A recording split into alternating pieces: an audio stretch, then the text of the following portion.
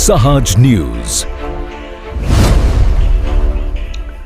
માળિયા હાટીના તાલુકા પંચાયતના પ્રમુખ ઉપપ્રમુખની બિનહરીફ વરણી.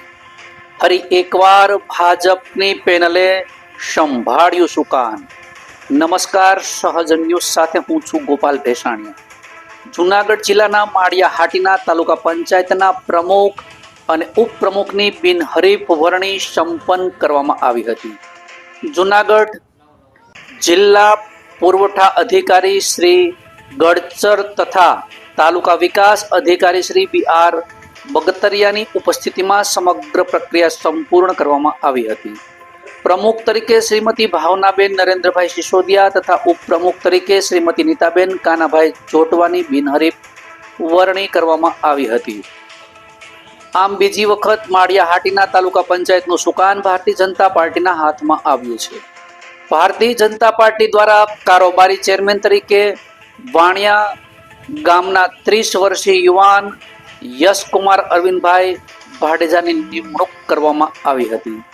ઉપરાંત પક્ષના નેતા તરીકે નીલમબેન રણજીતભાઈ યાદવ અને દંડક તરીકે જમનભાઈ લાખાભાઈ જોરાની નિમણૂક કરવામાં આવી છે. વરણી બાદ ભાજપના કાર્યકરો અને આગેવાનોના અદ્ભુત ઉત્સાહનો માહોલ જોવા મળ્યો હતો. તાલુકા પંચાયત કચેરી ખાતે ઢોલ, નગારા, ફટાકડા અને પેંડા વહેંચી ઉજવણી કરવામાં આવી. પ્રમુખ, ઉપપ્રમુખ સહિતના હોદ્દેદારોને હાર પહેરાવી ભવ્ય સ્વાગત કરવામાં આવ્યું હતું. આ પ્રસંગે તાલુકાભરના ભારતીય જનતા પાર્ટીના આગેવાનો અને કાર્યકરો મોટી સંખ્યામાં હાજર રહ્યા હતા. રિપોર્ટર બનેસિંહ ચુડાસમા, સહજ ન્યૂઝ, માળિયા હાટીના. હું ભૂપેન્દ્ર બુથરિયા, તાલુકા વિકાસ અધિકારી, માળિયા હાટીના. આજરોજ તાલુકા પંચાયતના પ્રમુખ ઉપપ્રમુખની વરણી શ્રી DSO ગલચર સાહેબને અધ્યક્ષી અધિકારી તરીકે નિમણૂક આપેલ તેમના વડપણ હેઠળ આજરોજ પ્રમુખ તરીકે ભાવનાબેન નરેન્દ્રભાઈ સિસોદિયા પ્રમુખ તરીકે વરણી કરેલ છે. તેમજ ઉપપ્રમુખ તરીકે નીતાબેન કાનાભાઈ જોટવાને ઉપપ્રમુખ તરીકે જાહેર કરવામાં આવેલ છે. આ બંને સીટોમાં ફક્ત 2 જ ફોર્મ રજૂ થયેલ હતા, જેથી આમ તો બિનહરીફ તરીકે બંનેની વરણી કરવામાં આવેલ છે. આભાર.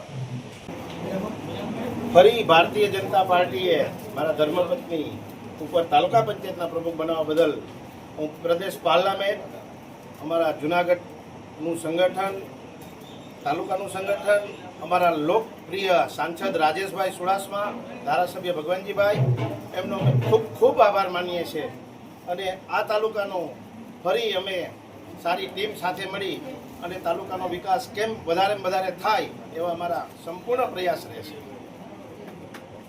આપી અને ટિકિટ આપી અને અત્યારે અમને જે બિનહરીફ પ્રમુખ બનાવ્યા તે બદલ રાજેશભાઈ, ભગવાનજીભાઈ અને ભારતીય જનતા પાર્ટીનો ખૂબ ખૂબ આભાર.